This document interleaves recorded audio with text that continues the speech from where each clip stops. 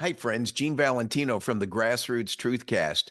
You've got to join us not only for the great shows and entertainment and guests, but you got to join us because our sponsorship is growing and it would mean a lot to them, not to mention me, if you come on board. And the one we're featuring this week is Luis Sanchez from the Cigar Shop. He owns a company called La Tradicion Cubana. The Cigar Shop, Miami, Florida, since 1995. This Luis is really one heck of a guy. He's determined to manufacture cigars based on an unprecedented excellence in quality using old fashioned Cuban methods. Uh, the cigar isn't always cheaper, but it is better. And if, like you're drinking a fine wine, you got to have a fine cigar, look for Luis Sanchez at the cigar shop. He helped me find a nice Connecticut wrapper with a Nicaraguan blend. And this cigar has become not only my enjoyment, but this cigar has also become my brand and my marketing tool. If you notice up close, we've got a little label he's put on there for me. And that's my website, genevalentino.com. Uh, it's at the Grassroots Truthcast. Now, here's the deal. You go to thecubanshop.com, find the cigar you want, and Luis will throw in the labels for free. But you got to tell him Gene sent you. Tell Luis Gene sent you. The labels are free. These are $50 to $100 values based on the count. And you can get this to become part of your branding experiment. I'm using this with my guests on the Grassroots Truthcasts. This could be your brand on your product, your service, anywhere in the world. Look for Luis Sanchez at thecubanshop.com. Thanks for joining us. Enjoy your smoke. All right, joining us now, our friend Gene Valentino, host of the Grassroots Truthcast. Gene Valentino, welcome back to State of the Nation. What is on the menu today, sir? Well, I thought I'd do a little smorgasbord and step into TNT about an hour ago, just before Roger Stone. And I want to tell you and your producers what a lineup that you guys have had today. Roger Stone starting the conversation. I've got a book. In fact, I'm reading one of his books right here now. The Man Who Killed Kennedy by Stone. The Case Against LBJ. What a provocative story. There's a few other, he has a few other books worth reading, but I just want, then you move into a thing that you and we have talked about in previous episodes, the benevolence of the United States of America. And here you are with a Brad Johnson doing his best to help the afflicted, the impoverished in Haiti survive. And then I'm listening to Corey Mills's office, Congressman Corey Mills. I was in touch with his he's a congressman from Florida. Uh, I have many retired friends that stay active in special operations. They don't want their identity revealed or disclosed. And I was told, uh, Brad Johnson, if you're still listening, that we may have access to 28 aircraft, which includes Seahawks and Blackhawks. That could become available to your good benevolence and your good mission work, not to mention the rescue and extraction of those in political or physical strife and for the wellness of their own being to get the hell out of there. You guys have touched every issue that I'm so impressed with in your conversation and your ability to stay on top of all of it. The real concern to me is our benevolence, which we talked about in the last episode, gentlemen, can only go so far, right? I mean, how much can we do? Here you have a not-for-profit group like Brad Johnson stepping up to take care of those in need. And we should. I don't have a problem doing it. We did it before World War II. We did it during the Berlin airlift and the Marshall Plan, and then helped create NATO for the sole purpose of being benevolent and helping lift up those nations of the world, underprivileged, that want to follow our democratic way. The problem today is with the budget and the greed sitting with some corrupt politicians within our own governance, within our own system. Those dollars cannot be accounted for. We track and wonder what's being spent in Ukraine, not whether Ukraine should be a governing entity of their own. But I pose the question: you've got a Mexican border and a Mexican president who's now trying to hold Joe Biden hostage. Give me $20 billion and I'll talk to you. Do you think Donald Trump would have ever tolerated that talk? So I pose the question to you. My friends think I'm crazy. Why not make Mexico the 51st state of the nation? Make Haiti the 52nd, and so forth. Now, here's my thinking. Instead of them bombarding our border to come over here to enjoy what we have, why not they stay right where they are and let us bring economic development opportunities there, plants there, more production there? We did Hawaii and Alaska back in the 50s during just around the Eisenhower administration. It was, in this case, an economic opportunity. China's doing it, but they're doing it with an oppressive regime change attitude. Why not do a deal with them and let them become our 51st, 52nd, 53rd state? Oh, by the way, they stay right where they are. They enjoy the benefits that they're rushing here to knock down walls to enjoy. They pay their taxes. They pay their taxes. Instead of being takers, they're contributors like you and me.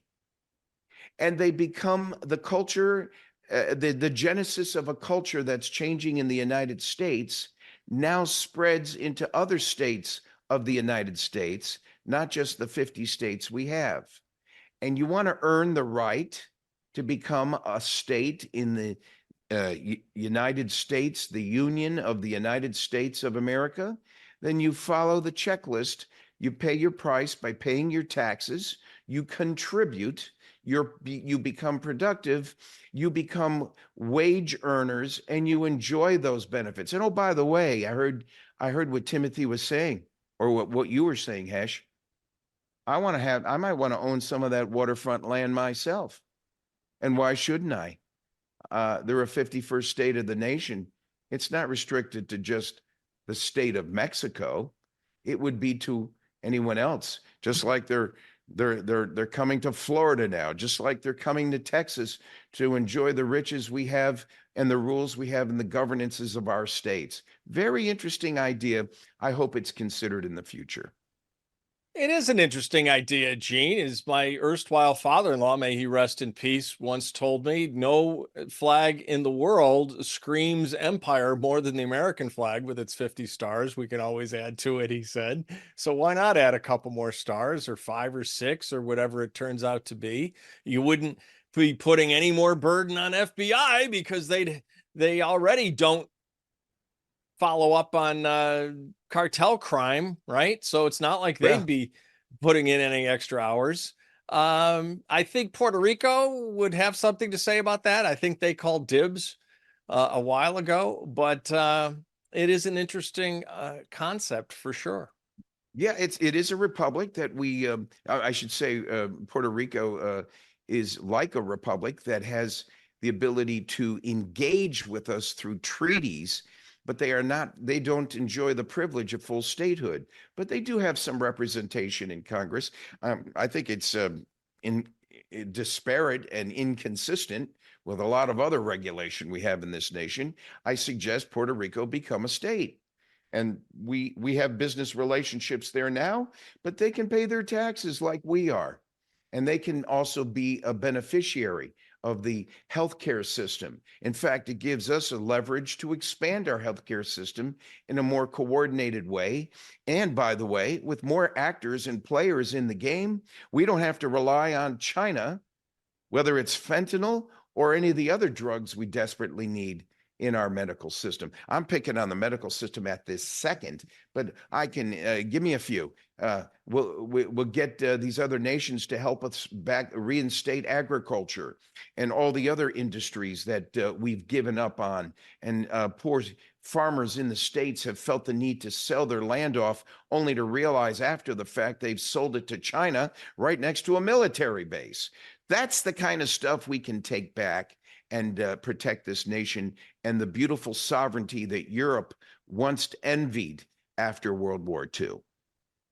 Wow, Gene, I like the idea. I still think we're going to have to see some sort of reckoning. Shout out to Timothy Shea. Some sort of drainage of the state, the UN state of the United States of America, because I'm afraid we'll just see more Clinton Foundation style stuff happen if we were to go through with your plan. But if we could get these agencies and these politicians and, some of the, maybe we could move Silicon Valley to Haiti. Maybe we could move, I don't know, we could move the FBI headquarters to Puerto Rico. We could even this out. I think you're onto something here, Gene, but we got a lot of work before we can get there.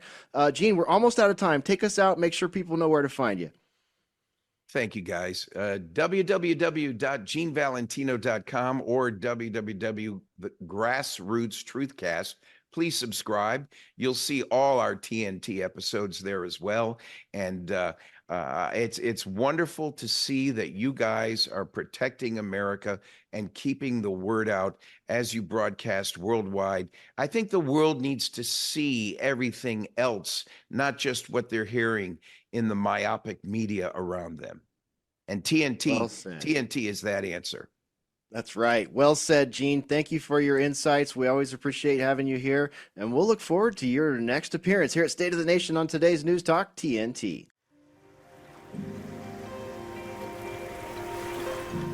I remember the first meeting that I had with our chief medical team, and I said to them, life comes down, you're going to be judged by the choices that you make.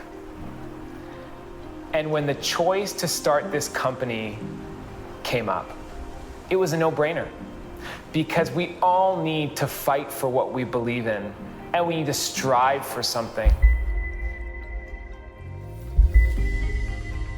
I'm Dr. Heather Gessling. I'm a family medicine physician. I am the Chief Operating Officer for the medical team at the Wellness Company. We strive to base all of our decisions on science, and the lack of unbiased science in the last 2 years is one of the catalysts that has brought about the Wellness Company. My role in the Wellness Company is going to be largely one of education and re-education of our physician corps, who are going to be administering medicine to large numbers of people, we hope, under our guidance. Okay, we are not going to be telling them how to practice, but we are going to be telling them how to approach the patient in a different way. And that way involves returning to the first principles of medicine, which are the basic sciences. Myself and the Wellness Company rely on data, scientific data, to drive critical decisions. But importantly, we must consider all available sources of data. Everything's on the table. Nutrition is basically what we put in our bodies, and you can imagine what we put in our bodies really matters. And nutrition science is going to play a giant role in the data-driven decisions and treatment plans that we devise at the Wellness Company. So I'm Dr. Jen Vandewater. I'm a doctor of pharmacy. I graduated pharmacy college in 2006.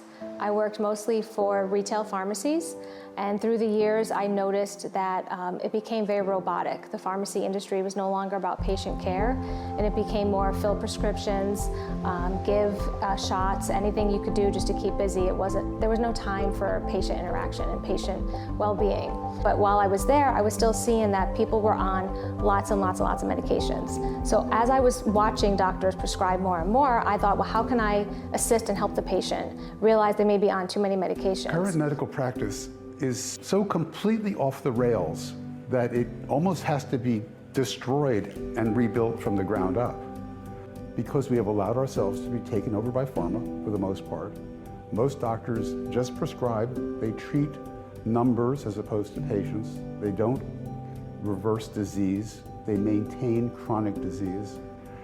This is all wrong. Our approach is wrong. Our approach to these diseases is wrong. It is all based on giving a pill to treat a number. That is what modern medicine has become. We are not treating patients, we are treating numbers.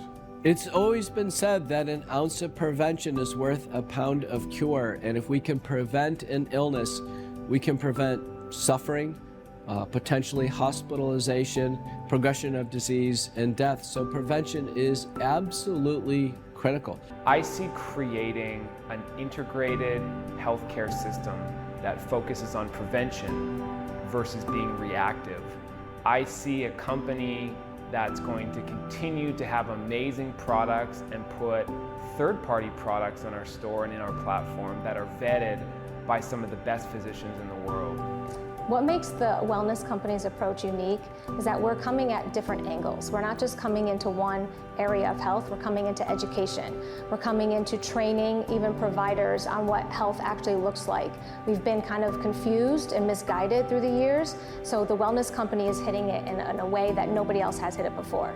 We have to go back to treating patients and getting them healthy again and maintaining that state of good health. I truly am inspired to leave the world a better place than I came in. I want to create that change. I want to help people. Grow in what you know about your health. Your health is yours. You own your body. We want to just guide you in that so you can make the right decisions for your health. And I'm excited to tell you that we're here and we're bringing you the best.